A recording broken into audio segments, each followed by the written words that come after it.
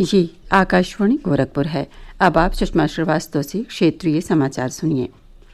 मुख्यमंत्री योगी आदित्यनाथ ने कहा है कि प्रदेश में कोरोना संक्रमण की दर में कमी आई है, लेकिन खतरा अभी समाप्त नहीं हुआ है, इसलिए प्रत्येक स्तर पर पूरी सतर्कता बरतना जरूरी है। लखनऊ में आज एक उच्च स्तरीय बैठक में अनलॉक व्यवस्था की समीक्षा करते हुए मुख्यमंत्री ने कहा कि प्रदेश में कोविड टीकाकरण सुचारू ढंग से चल रहा है। बैठक में मुख्यमंत्री को अवगत कराया गया कि प्रदेश में आज अग्रिम पंक्ति के कर्मियों का टीकाकरण किया जा रहा है। स्वास्थ्य कर्मियों को टीके की दूसरी खुराक देने का कार्य 15 फरवरी से शुरू किया जाएगा। पहले चरण में टीकाकरण से छूट गए स्वास्थ्य कर्मियों को टीकाकरण के लिए अवसर दिया जाएगा। मुख्यमंत्री ने प्रदेश के सभी अस्पतालों को पूरी क्षमता के साथ कार्य करने के निर्देश दिए हैं। मुख्यमंत्री ने कहा कि राज्य में 21 फरवरी से जापानी इंसेफेलाइटिस का टीकाकरण शुरू होगा। उन्होंने इसके लिए समुचित प्रबंध करने के निर्देश दिए। भारत और चीन पूर्वी लद्दाख में पैंगोंग झील के उत्तर और दक्षिण तट से अपनी सेनाएं पीछे हटाने पर सहमत हो गए हैं। रक्षा मंत्री राजनाथ सिंह ने आज राज्यसभा में एक बयान में ये जानकारी दी। उन्होंने कहा कि वास्तविक नियंत्रण रेखा पर जरूरी सैन्य तैनाती की गई है। रक्षा मंत्री ने कहा कि चीन को बता दिया गया है कि यथास्थिति को एक तरफा बदलने की कोशिश स्वीकार नहीं की जाएगी। उन्होंने कहा कि भारत की संप्रभुता पर कोई समझौता नहीं होगा।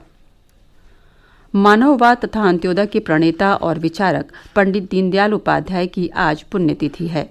इस अवसर पर प्रधानमंत्री नरेंद्र मोदी ने भारतीय जनता पार्टी के सांसदों के एक कार्यक्रम को संबोधित करते हुए कहा कि दीनदयाल उपाध्याय के आदर्श अब भी प्रासंगिक हैं और वे हम सभी के लिए प्रेरणा स्रोत हैं। उन्होंने कहा कि आत्मनिर्भर भारत अभियान निर्धनों, किसानों, श्रमिकों और मध्यम वर्ग के भविष्य निर्माण का माध्यम बनता जा रहा है। प्रधानमंत्री ने कहा कि दुनिया में भारत का कद तेजी से बढ़ रहा है और हर भारतीय को इस पर गर्व होगा। मुख्यमंत्री योगी आदित्यनाथ ने लखनऊ में पंडित दीनदयाल उपाध्याय की प्रतिमा पर पुष्पांजलि अर्पित की। उन्होंने कहा कि पंडित दीनदयाल उपाध्याय के अंत्योदय और एकात्म मानव दर्शन से प्रेरणा लेकर केंद्र और राज्य सरकार समाज के सभी वर्गों के लिए कार्य कर रही है।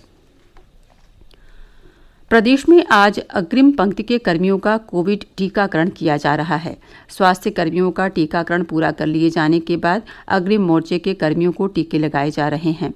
कल भी टीकाकरण जारी रहेगा। उधर प्रदेश में कोविड-19 के सक्रिय मामलों की संख्या घटकर 3,320 रह गई है।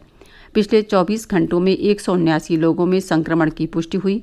राज्य में कोविड से ठीक होने की दर 98% से अधिक है। प्रदेश में कोविड की जांच का कार्य तेजी से किया जा रहा है। कल एक दिन में 1,26,200 नमूनों की जांच की गई। अब तक 2,91,67,417 नमूनों की जांच की जा चुकी है।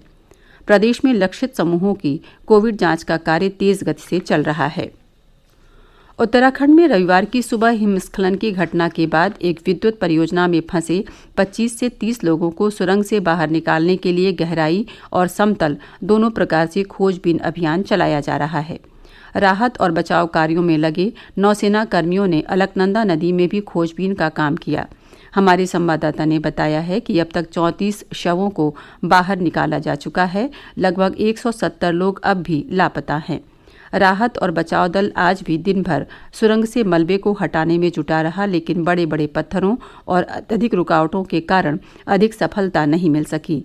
वहीं धौली गंगा नदी में आज दिन में जलस्तर बढ़ने के कारण राहत और बचाव कार्य कुछ देर के लिए रोकना पड़ा। मुख्यमंत्री योगी आदित्यनाथ ने कहा है कि प्रदेश में स्वामित्व योजना को प्रभावी ढंग से संचालित किया जाए।